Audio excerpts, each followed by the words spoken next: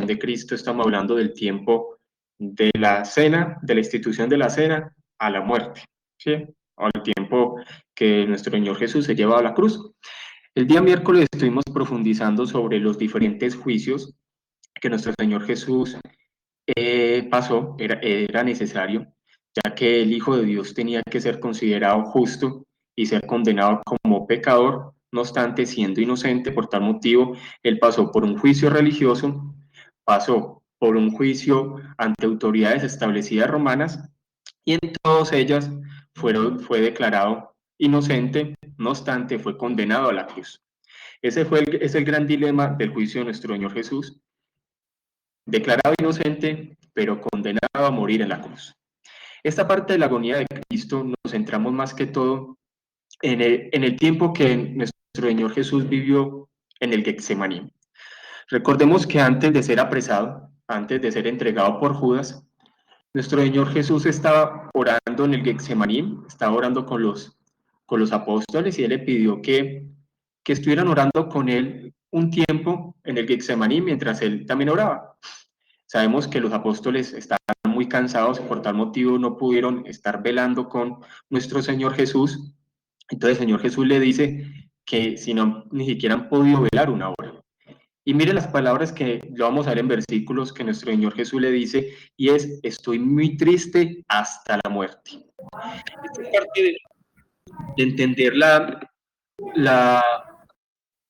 de entender este momento que Jesús vivió es muy importante, porque nuestro Señor Jesús vivió sufriendo todos los días de su vida. Recordemos que parte del ministerio, o parte no, todo lo que es el ministerio o todo lo que era la función de nuestro Señor Jesús aquí en el planeta Tierra, era varón sufriente. Nuestro Señor Jesús vivió sufriendo aún desde el mismo momento que nació.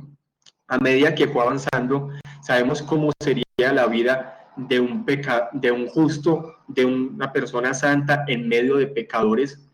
Era una situación angustiante. Esos momentos de sufrimiento se fueron aumentando en su ministerio hasta llegar al punto del Getsemaní y llegar a su punto máximo en la cruz, cuando nuestro Señor Jesús dice: Dios mío, ¿por qué me has desamparado? O la palabra que es Eli, Eli, lama sabactani. Entonces, esa parte de los sufrimientos de nuestro Señor Jesús se fueron aumentando hasta el momento del Getsemaní, hasta llegar a la cruz. Sabemos que tal era la presión que tenía, que la palabra dice que sudaba gotas de sangre. O sea, ahorita vamos a profundizar eso, estoy haciendo como una introducción. Tal era la presión que nuestro Señor Jesús tenía, que sudaba gotas de sangre por el momento que él sabía que iba a pasar. Él sabía que tenía que tomar esa copa de la ira de Dios.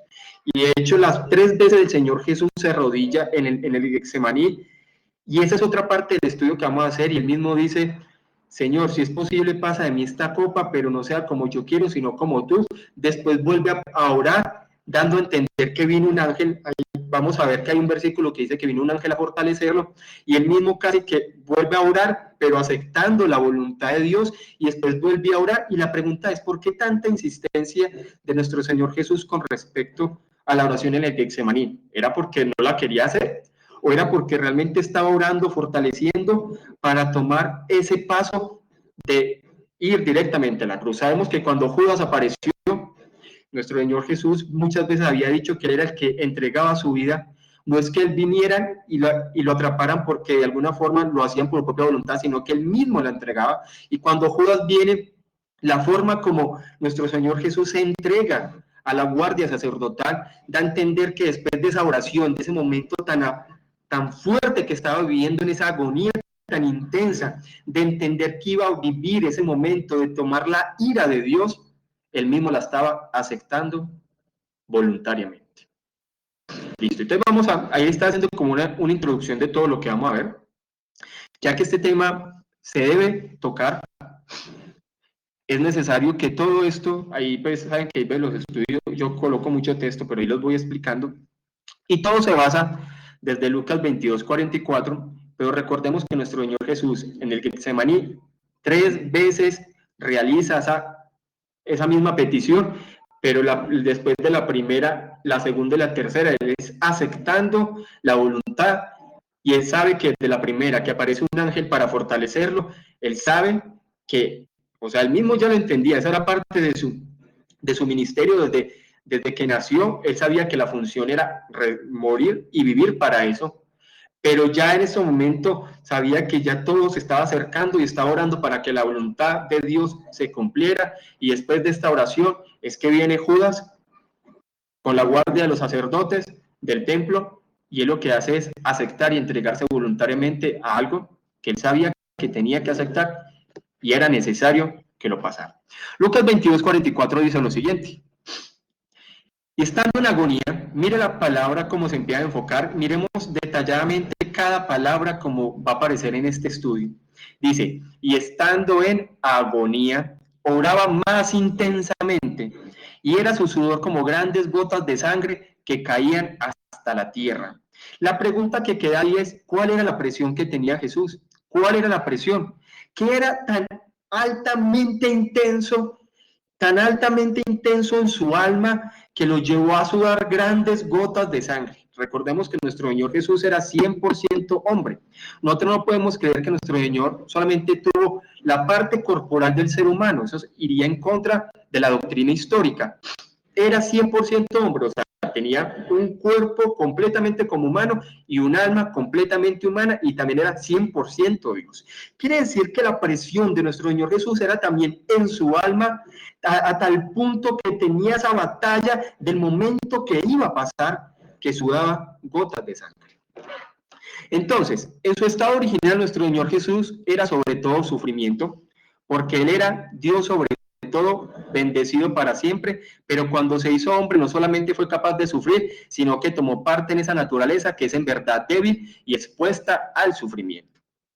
Así como nosotros constantemente pasamos presiones por situaciones, hay veces vienen presiones muy fuertes sobre nuestras vidas, hasta presiones que hay veces vienen sobre nuestra mente y sobre nuestra alma muy fuertes, que hay veces son tan fuertes que nos pueden llegar a un alto grado de estrés, hasta darnos dolores de cabeza, hasta darnos por aquí micos o cualquier dolor en el cuerpo. Lo que estaba viviendo nuestro Señor Jesús en ese momento de la oración en el Getsemaní era sumamente intensa. Entonces sigamos avanzando sobre este estudio. Así, la principal tarea de Cristo en este mundo era el sufrimiento. Así que en concordancia con esta tarea, Él vino en esta naturaleza y con las circunstancias, porque todo eso podía permitir que sufriera. Así que toda su vida estuvo llena de sufrimiento. Empezó a sufrir en su infancia, pero el sufrimiento creció a medida que llegaba al final de su vida, como yo les iba explicando. Y vamos a saltarnos ciertos parrafitos y les voy a ir profundizando. Si tienen preguntas, las pueden hacer. Ahora, cuando hablamos de esta palabra agonía, ¿qué es lo que realmente quiere decir? Dice, significa una lucha constante como la presenciamos en las luchas, correr o luchar. Y por eso Lucas 13:24 dice, esforzados a entrar por la puerta angosta, porque os digo que muchos procurarán entrar y no podrán. Esa palabra de procurar está hablando también de esforzarse, o sea, de una batalla que debe vivir el creyente. Por eso Pablo lo llamaba una buena batalla de la fe. ¿Sí? Agonicen para entrar por la puerta angosta. También en Colosenses 4:12 da a hablar, no lo vamos a leer, con tal de que podamos avanzar y podamos abarcar este estudio. También habla esa parte de agonizar. ¿Sí? Pablo agonizaba y tenía esa gran lucha cuando oraba por la iglesia. Entonces vamos a tocar dos puntos sobre este tema de lo que vivió Jesús en el Getsemaní, y el primer punto es que su alma estaba en un gran y doloroso conflicto con esas terribles visiones y opresiones que tenía en ese momento. O sea, estudiando sobre esto es un estudio basado en algo que Jonathan Edwards escribió hace mucho tiempo, y es que a nuestro Señor Jesús se le permitió como comprender qué era lo que iba a vivir en la cruz. Igual él sabía desde el nacimiento que él iba a vivir ese momento, pero era tan impresionante lo que él iba a vivir que se le permitió verlo o de alguna forma percibirlo, hasta el punto que era una presión intensa de ver lo que es la ira de Dios, lo que es el terror de la ira de Dios. Todo eso Jesús lo vivió, y era una batalla orando y clamando a Dios para que lo fortaleciera a cumplir esa tarea. No es que podemos decir que nuestro Señor Jesús de verdad tenía temor a la cruz, no. Lo que vivía era la ira de Dios. Cuando lo vamos a ver ahorita, cuando nuestro Señor Jesús estaba en la cruz, era ese momento donde por más de 3 horas la ira de Dios, de nuestro Padre, estaba sobre la segunda persona de la Trinidad, hecho hombre, y esa ira era tan intensa. No solamente hay personas que dicen que solamente el sufrimiento de Jesús fue en su cuerpo. Eso no es así, ni va de acuerdo a los catecismos históricos. Todos los catecismos y todas las confesiones históricas hablan que el sufrimiento de Jesús fue en su cuerpo y en su alma, en lo que es 100% hombre. Entonces el sufrimiento era tan impresionante en su alma, en lo que vivía ahí, que era como el solo hecho de que el Padre volteara su rostro, era algo del sufrimiento del corazón de nuestro Señor Jesús aterrador. Y eso era lo que Jesús iba a vivir. El segundo punto es que estaba también al mismo tiempo en un gran esfuerzo y lucha con Dios en oración. Vamos a avanzar y vamos a empezar con el primer punto. Podríamos decir lo siguiente, de acuerdo a lo que se ha discutido históricamente, qué era lo que Jesús vivió en ese momento, y es la causa de esas visiones y aprehensiones que Cristo tuvo en su agonía en el jardín, la copa amarga que iba a tomar en la cruz, los sufrimientos que Cristo paseó en su agonía en el jardín, no fueron los más grandes, aunque fueron muy grandes sus últimos sufrimientos en la cruz, fueron sus más grandes sufrimientos y por eso son llamados la copa que tenía que beber. Cuando nosotros, como hemos dicho, nuestro Señor Jesús sufrió desde pequeño, pero a medida que iba avanzando hasta el último momento en el Getsemaní, que fue un momento también de sufrimiento intenso hasta llegar a la cruz, la oración es la copa. Recordemos que a lo largo de la palabra, cuando se habla de copa, en las diferentes visiones y profecías siempre se habla de ira, de la ira de Dios, ¿sí? Entonces, el soportar la cruz, humillándose a sí mismo y hacerse obediente hasta la muerte, y hasta la muerte de la cruz, se describe como lo principal donde sus sufrimientos aparecerían. Esta fue la copa que tenía ante él en su agonía. Se manifiesta que Cristo vio esto en ese momento por las oraciones que ofreció. Analizando las oraciones que nuestro Señor Jesús hace, es como si él hubiera entendido ese momento que iba a pasar, y ese momento que iba a pasar era tan fuerte, era tan intenso, de lo que él sabía que iba a pasar, que fue la oración que él tuvo que hacer, y sabemos que hay versículos, que el versículo que dice que fue un ángel que vino y lo fortaleció. Miremos, por ejemplo, que nuestro Señor Jesús hizo 3 oraciones. La primera, por ejemplo, está en Mateo 26:39. Qué pena, hoy amanecí con la rinitis fuerte, quiere decir que me van a escuchar ahí como así, pero bueno. Mateo 26:39 dice: yendo un poco adelante, se postró sobre su rostro, orando y diciendo: Padre mío, si es posible, pasa de mí esta copa, pero no sea como yo quiero, sino como tú. Muchas personas pensarán, bueno, ¿cómo así? Nuestro Señor Jesús está huyendo para lo que Él nació. Realmente no es que está huyendo. Al analizar estas tres oraciones, lo que el Señor Jesús está orando es para que se cumpla la voluntad de Dios, que se cumpla para lo cual Él había venido al planeta Tierra. Esa es la primera oración que aparece en Mateo 26:39. Dice: si es posible, pasa de mí esta copa, pero no sea como yo quiero, sino como tú. ¿Listo? Sigamos avanzando.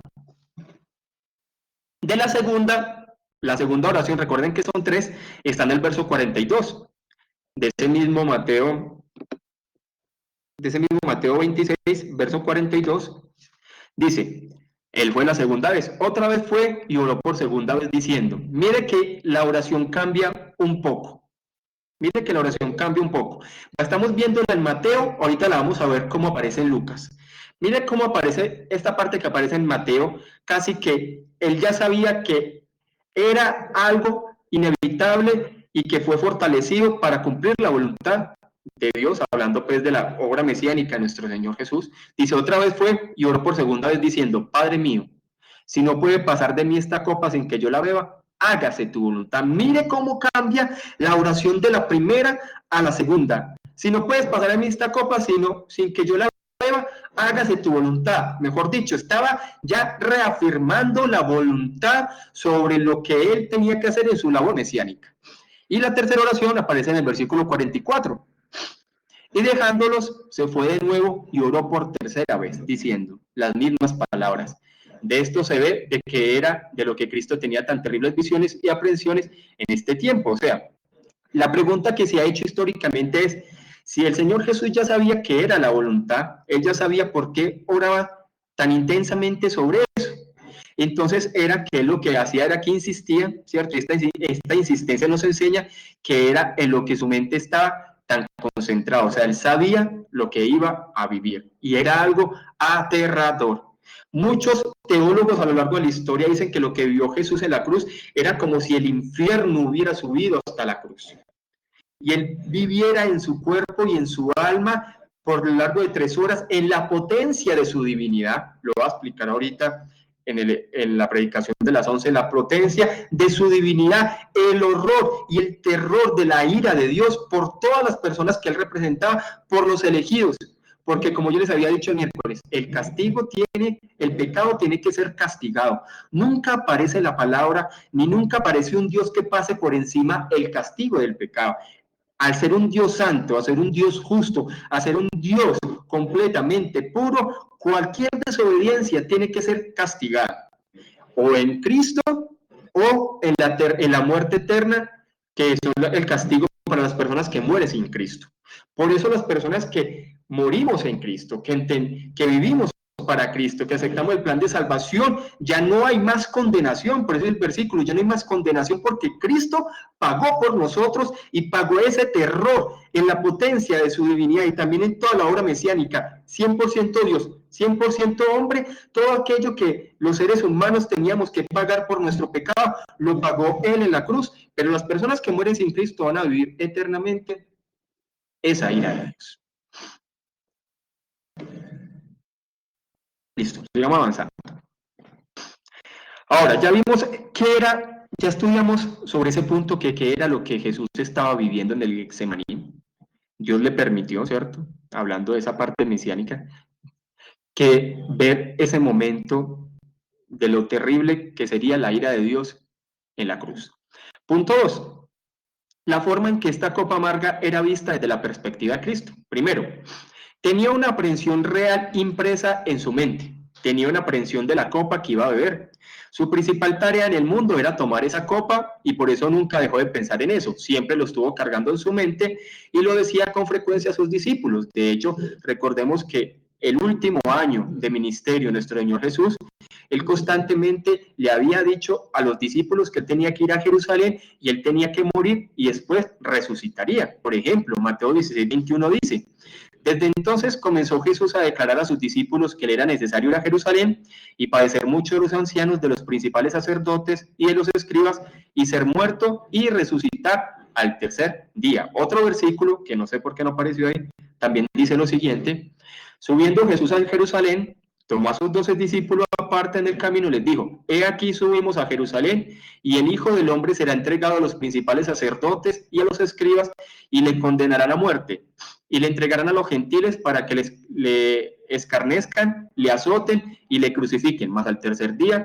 resucitará. O sea, ya nuestro Señor le había dicho a los apóstoles y a los discípulos que estaban con ellos que era necesario que Él muriera, era algo que ya lo anunciaba. Pero cada vez que se iba acercando la hora de ese momento, era más intenso saber que iba a beber y a tomar esa copa para lo que él había nacido. Recordemos que nuestro Señor Jesús no murió como un buen maestro. Nuestro Señor Jesús no murió como un mártir, como a veces lo quieren dar a entender. Nuestro Señor Jesús no murió como una persona completamente moral. Nuestro Señor Jesús murió como un perfecto sacrificio que iba a expiar el pecado de los elegidos. No podemos dejarnos llevar esas ideas humanistas y del evangelio progresista actual. Nuestro Señor Jesús no fue un mártir. Los apóstoles fueron mártires. Nuestro Señor Jesús fue un sacrificio donde Él mismo se entregó voluntariamente. Desde que Él nació tenía ese propósito de morir en la cruz, porque era la única forma que se podría salvar a los elegidos. Sigamos avanzando. Listo. Entonces el segundo punto es: la copa amarga estaba representada justo en su mano. O sea que nuestro Señor se le permitió ver eso con el fin de que Él mismo aceptara voluntariamente beber esta copa. No solo tenía una más clara y vívida realidad de lo que la había tenido, sino que ahora estaba justo enfrente de él, para que la tomara sin ningún retraso, porque en esa misma hora Judas vendría con su grupo de gente y él mismo se entregaría en sus manos hasta el final, donde iba a tomar la copa al siguiente día. Aquí hay dos puntos que es importante, que se lo he venido recalcando desde el miércoles. Hay que entender lo que es el decreto de Dios. La muerte de nuestro Señor Jesús, la vida, muerte y la resurrección de nuestro Señor Jesús no sucedió por casualidad, ni sucedió porque la historia lo fue determinando así, ni sucedió porque los eventos fueron dándose así al azar, no, fue algo que ya estaba decretado desde antes de la fundación del mundo, y por eso es que nuestro Señor Jesús constantemente va diciendo: yo no vengo a hacer mi voluntad, sino la voluntad del que me envió. Quiere decir que el Señor Jesús vino a cumplir tal cual como se había decretado en el pacto de redención desde antes de la fundación del mundo, y las personas con sus propias decisiones morales fueron cumpliendo lo que se había decretado. Por eso cuando nuestro Señor Jesús lo iban a apresar desde antes, él mismo les había dicho: es que todavía no ha llegado mi hora, es que todavía no es el momento, todavía no es la hora, porque él sabía que se iba a cumplir tal cual como el Padre lo había decretado. Y cuando llegó ese momento, él mismo sabía que había llegado ese momento y que él tenía que beber esa copa. No es que apresaron al Señor Jesús, él mismo se entregó. Él mismo se entregó. Por eso él mismo le dijo a Poncio Pilato que si él pidiera que varias legiones de ángeles vinieran, vendrían a rescatarlo, pero lo que vemos es que el Señor Jesús se entregó como cordero que no abrió su boca, porque él sabía que tenía que hacer ese sacrificio para expiar a los elegidos. Era la única forma. ¿Qué más aprendemos de esto? Que el conflicto que el alma de Cristo soportó en ese entonces fue ocasionado por estas visiones y aprehensiones. El sufrimiento y el estrés que su alma soportó surgió de la vívida, llena e inmediata visión que él había sido dada de la copa de la ira, que el Dios Padre había hecho, porque él fue el que puso la copa enfrente de él para que la tomara y bebiera. Dice, en ese momento, una idea cercana de ese horno de ira, miren esto como lo describe Jonathan Edwards, probablemente algo que nuestro Señor Jesús vivió.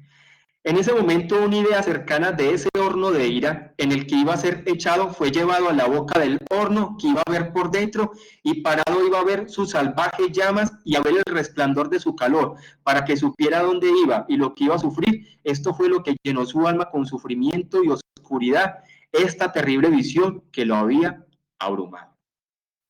¿Qué más aprendemos de lo que se vivió en el Getsemaní?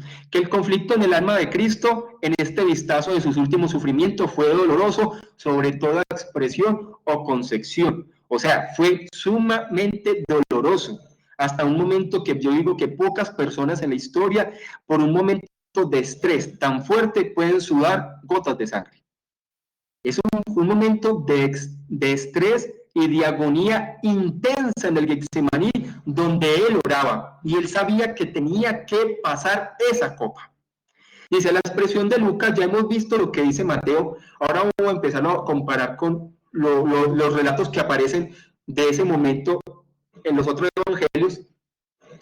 La expresión de Lucas en el texto de su agonía, de acuerdo con el significado de esa palabra en el original, es de un grado de sufrimiento que no es normal, sino que ese estrés extremo con el que su naturaleza tuvo un conflicto violento fue como el de un hombre que pelea con todas sus fuerzas con un hombre fuerte, que se esfuerza y ejerce toda su fuerza para dominar sobre él. Y entonces lo que debemos entender es el estrés fuerte e intenso que vivió en el Getsemaní. ¿Qué más vemos en esto? De lo que Cristo dice de él, y él no exagerará las cosas más allá de la verdad, él dice, entonces Jesús le dijo, mi alma está muy triste. Miremos también lo que hace recalcar Mateo. Qué pena, como les digo, hermano, hoy está con la rinitis más, hoy fuerte.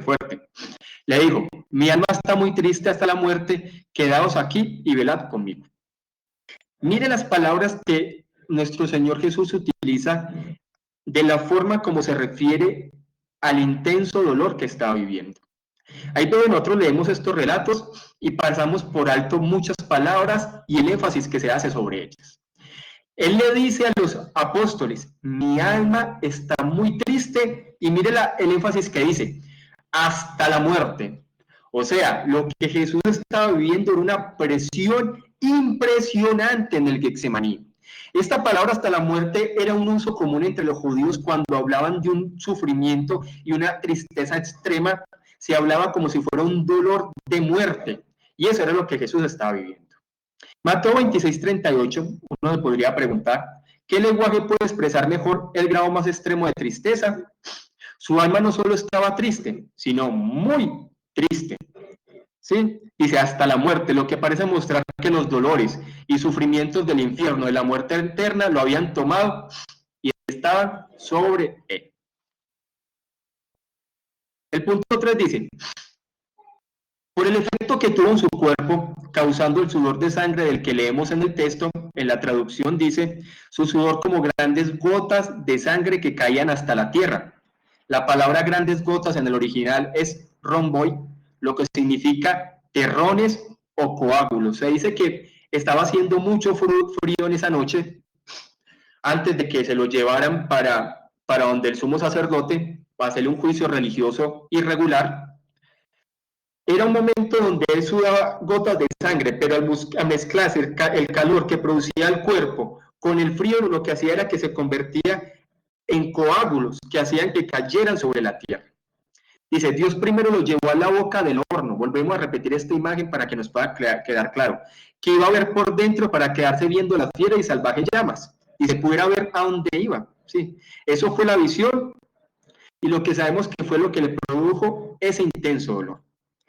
Entonces, el acto de Cristo de ser entregado por él mismo en las manos de sus enemigos, como lo hizo cuando Judas vino, como lo hemos estado explicando, estas cosas nos pueden enseñar que después de esa oración, de esas 3 oraciones, donde los apóstoles se quedaron durmiendo, era un momento decisivo en la parte mesiánica, donde él mismo, ya acercándose y teniendo la copa cercana a él decidió beberla. La copa de la ira. Como les había dicho, pareciera que hoy en día en este tiempo de tanto surgimiento de ciertas líneas religiosas, muchas personas no entienden que de verdad nosotros fuimos salvos de la ira de Dios. Muchas personas creen que nosotros fuimos salvos de la pobreza, o salvos de este mundo, o salvos de Satanás. Realmente nosotros fuimos salvos de la ira de Dios, porque somos pecadores y Dios, a ser un Dios justo, tenía que condenar el pecado eternamente, porque Él es un Dios infinitamente eterno. Por tanto, cualquiera que ose pecar ante un Dios infinitamente eterno, su castigo será infinitamente eterno. Así es que la palabra con esto. Entonces, la salvación que nosotros tuvimos fue de la ira de Dios. Y muchas personas, una le preguntaron a Paul Washer, ¿cómo es posible que en 3 horas un hombre sufriendo en la cruz pudiera redimir? Porque la palabra redimir es comprar. Sí, la palabra redimir es comprar. Redimir a todo un pueblo, hablando de los elegidos, es porque Jesús no fue un simple mártir. Jesús no fue un hombre bueno que murió por los malos. Jesús fue Dios mismo en la carne, y la persona que estaba ahí en la cruz vale más que cualquier cosa de lo creado. Su sangre tiene un valor incalculable. Por tal motivo, lo que vivió Jesús ahí fue suficiente para calmar la ira de Dios, ya que Dios mismo colocó a su Hijo para infringir su ira. Esa imagen se ve constantemente en el Antiguo Testamento, pero la imagen más cercana es lo que vivió Abraham. Recordemos que Abraham, Dios le pidió a Abraham que sacrificara a su propio hijo, su único hijo. Por eso es que Jesús dice que él es el unigénito hijo del Padre. O sea, cuando habla la palabra unigénito es único en su especie. O sea, recordemos que hijo de Dios no solamente es en la tierra, hijo de Dios es el hijo eterno de Dios. En algún momento estudiaremos eso. Entonces, lo que sucedió con Abraham es que vemos que Dios le dijo a Abraham que sacrificara a Isaac, y en el momento que Abraham iba a sacrificar a Isaac, Dios lo que hizo fue detenerlo, pero era una imagen. Por eso es que Jesús mismo dice que Abraham vio mi día. O sea, esa imagen que Abraham tuvo fue algo donde Abraham entendió que ni aún Isaac era el sacrificio necesario para acercarse a Dios, o el sacrificio que iba a expiar para justificarnos ante Dios. Pero sí nos habla que en un futuro el Padre sí clavaría su estaca sobre su Hijo porque sería el único sacrificio que podría justificar a los hijos de Dios, a los elegidos. Listo. Entonces, para que vayamos ahí cerrando este tema de la agonía, ¿cuál era el tema de esta súplica? ¿O qué favor y beneficio era por el que Cristo suplicaba intensamente en esta oración de la que tenemos en cuenta en el texto? Dice, ahora las palabras en este texto no son explícitas en este tema. Dice que Cristo, estando en agonía, oraba más intensamente, pero no dice por qué Cristo estaba orando intensamente. Muchos, como les había dicho, creen que de pronto es porque Cristo quería huir. Realmente no era así. Lo que Cristo era aseverar la voluntad de Dios. Dice que cuando llegó a aquel lugar, les dijo, orad, que no entréis en tentación. Y él se apartó de ellos a distancia como un tiro de piedra y puesto de rodillas oró diciendo, Padre, si quieres pasa de mí esta copa, pero no se haga mi voluntad, sino la tuya. Y mire lo que dice esta parte que lo enfatizamos la introducción al inicio. Y después de esto dice en el siguiente verso que apareció un ángel del cielo para fortalecerlo. Entonces, tal era el intenso dolor de nuestro Señor Jesús que la primera oración, él ora de esa forma, después apareció un ángel para fortalecerlo, y la segunda y tercera oración era aceptando completamente la voluntad, y después viene Judas, y él mismo se entrega voluntariamente, y después vienen los juicios, y de ahí en adelante, todo lo que Jesús tenía que vivir para morir en la cruz.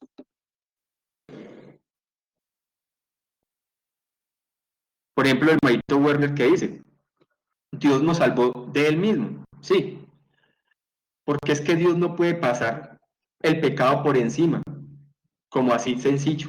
Dios es un juez justo, ¿sí? Yo hay veces, hay una ilustración que utiliza con respecto a eso, es por ejemplo, yo lo utilizo una ilustración fuerte, que alguien mate toda mi familia, por ejemplo, digámoslo así, alguien mate toda mi familia, mate algo doloroso, y yo voy ante un juez y está ahí la persona que mató a toda mi familia y el juez que mató a toda mi familia, y digo, bueno, yo como soy un juez bueno, voy a absolver a la persona que mató a toda su familia. Uno que lo que va a decir, eso es injusto, porque uno pide justicia. Entonces, esa idea actual hoy en día que Dios es bondadoso y pasa por encima de los pecados, ni lógicamente tiene bases. Un juez justo jamás haría eso. Un juez justo condenaría al que hizo tal acto, justamente. Entonces, como nuestro Dios es justo, no puede pasar por alto ningún pecado. Todo pecado tiene que ser juzgado o en Cristo o en el infierno. Sigamos avanzando aquí. Esto no se puede entender, hablando del ángel que fortaleció a nuestro Señor Jesús, esto no puede entender de otra forma más que un ángel se le apareció, lo fortaleció y para apoyarlo para pasar a través de su gran y difícil tarea, tomar la copa y beberla. De acuerdo con esto podemos suponer que ahora Cristo estaba más fortalecido y animado para pasar estos sufrimientos. Y por eso no podemos suponer que después de esto oraría más intensamente que antes para ser librado de estos sufrimientos. Realmente, como les he dicho, Jesús oraba era para aceptar la voluntad de Dios y entender que era el único camino y que no existía otro camino para el plan de salvación. Miremos el punto 2. Cristo, antes de su segunda oración, tuvo un entendimiento del Padre que no era su voluntad que la copa pasara de él. O sea, oró al Padre, Padre, si es posible, pasa de mí esta copa, pero no sea como yo quiero, sino como tú. Y la respuesta del Padre dice, teólogos, que este es el gran silencio en el cielo. Recordemos que Jesús mismo dijo que el Padre le respondería todas sus oraciones a nuestro Señor Jesús. Y cuando Jesús hizo esta oración, muchos teólogos dicen que esto fue el gran silencio en el cielo. Nuestro Señor Jesús clamando, Señor, si es posible, pasa de mí esta copa, pero no sea como yo quiero, sino como tú. Y no hubo respuesta a esa oración, sino que apareció un ángel para fortalecerlo y entender que ese era el único camino. No había otro camino. Punto 2. Antes de su segunda oración, tuvo un entendimiento del Padre que no era su voluntad que la copa pasara de él. La venida del ángel para fortalecerlo también debe ser entendida. Cristo primero ora que si es la voluntad del Padre la copa pasará de él, pero no, si no era la voluntad. E inmediatamente después Dios mandó un ángel para fortalecerlo y animarlo para tomar la copa, que fue un pleno entendimiento para Cristo, que era la voluntad del Padre que la tomara y que no pasaría de él. Mire que hay veces cuando entendemos esta parte que yo sé que pues es esto, ni siquiera se habla en muchos lugares, entendemos realmente lo que es el plan de salvación.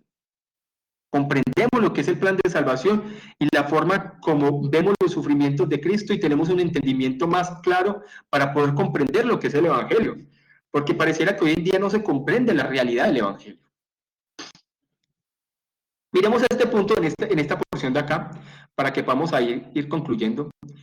¿Qué era por lo que Cristo buscó a Dios tan intensamente en esta oración? Está la respuesta en este último párrafo. Esas palabras, que la voluntad del Señor sea hecha, era lo que Jesús buscaba en esa oración. Que la voluntad de Dios sea hecha, como son más comúnmente usadas, no son entendidas como súplica o petición, sino solamente como una expresión de sumisión. Entonces, realmente no era una petición, sino una expresión de sumisión, porque Jesús sabía que para eso había nacido. Hablando de esa parte de 100% hombre, ¿cierto? De la parte mesiánica. Si me están escuchando bien ahí, es que veo como que se está deteniendo un poquito.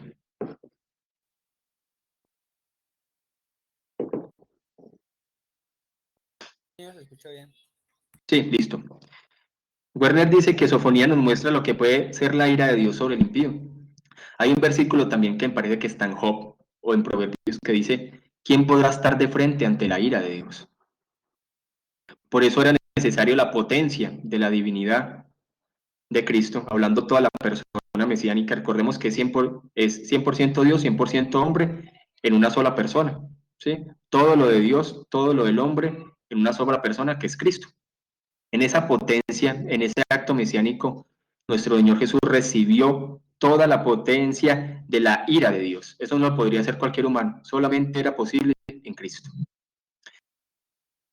Dice, ¿por qué Cristo insistía tanto en estas súplicas? Ya lo hemos visto, para que Él Él se iba a someter a la voluntad de Dios. Tenía entonces un sentido extraordinario de lo terrible que serían las consecuencias si la voluntad de Dios no hubiera sido hecha. Tenía un sentido extraordinario de su último sufrimiento bajo la ira de Dios, y si hubiera fallado en ese sufrimiento, sabía que las consecuencias serían terribles. Teniendo ese extraordinario sentido de lo terrible de la ira de Dios, su amor hacia los elegidos lo hizo esforzarse más de lo ordinario para que fueran librados de sufrir esa ira por toda la eternidad. Lo que no hubiera sido si hubiera fallado en hacer la voluntad de Dios o si la voluntad de Dios en el efecto de su sufrimiento hubiera fallado. Pero vemos cómo aparece en los evangelios que nuestro Señor Jesús decidió tomar voluntariamente y él mismo se entregó para ese sacrificio expiatorio y de redención. El punto 2 dice, no hay por qué sorprenderse que el sentido extraordinario que Cristo tuvo del costo de la salvación de los pecadores lo hizo esforzarse para el éxito de este propósito, como han escuchado, como hemos leído. Y vamos a terminar con este punto 3. Cristo tuvo un sentido extraordinario de su dependencia de Dios y en la necesidad de su ayuda para capacitarlo de hacer la voluntad de Dios en esa gran prueba. Aunque era inocente, aún así necesitaba ayuda divina. Era dependiente de Dios como hombre y por eso leemos que confió en Dios. Amén. ¿Qué opinan de este pequeño estudio que hicimos así rapidito de la agonía de Cristo? A ver, un comentario antes de orar para, para orar por nuestro servicio. Alguien de los que estuvieron ahí, un pequeño comentario de este estudio de la agonía de nuestro Señor Jesús. Cualquiera, así sea escribiendo o el micrófono.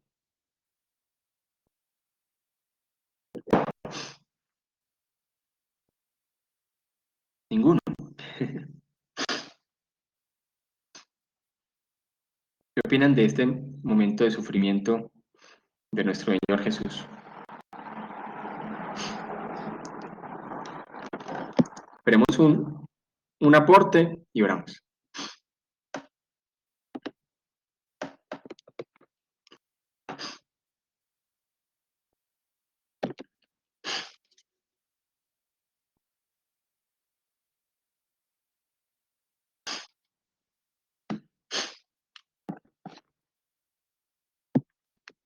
Tenemos ahí que Werner haga el aporte y oramos.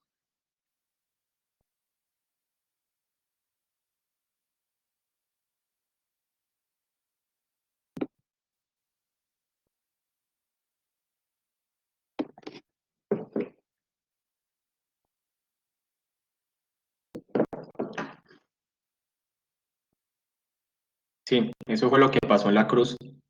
Esto también ha tenido varias posiciones, pero sabemos que lo que pasó y los explica de esa forma que cuando a nuestro Señor Jesús le fueron imputados todos los pecados de los elegidos, lo que hizo el Padre fue como voltear el rostro de su Hijo porque él mismo, digamos, de alguna forma estaba cargado, como dice Isaías 53, cargó con los pecados y fue algo que el Padre lo que más aborrece el pecado y corrió el rostro de su Hijo. Es cuando Jesús clama eso. Dios mío, ¿por qué me has desamparado? Que fue el más grande sufrimiento que nuestro Señor Jesús vivió, ver que el Padre volteó su rostro de él y el mismo sentir ese desamparo del Padre fue lo más aterrador que lo que pudo experimentar Jesús en la cruz. Pero era necesario, por eso vemos que después él mismo dice, de esas 3 horas, más o menos acercándose a las 3 de la tarde, él clama a gran voz y dice, consumado es, o sea, cumplió la tarea para la cual fue encomendado, expió el pecado, el representante de los elegidos murió por sus pecados y sabía que él había cumplido la tarea, por eso es que después dice, entregó su espíritu. Y después más o menos como a las 4 y algo, los soldados vieron que ya había muerto, no había necesidad de quebrarle las piernas, y por tal motivo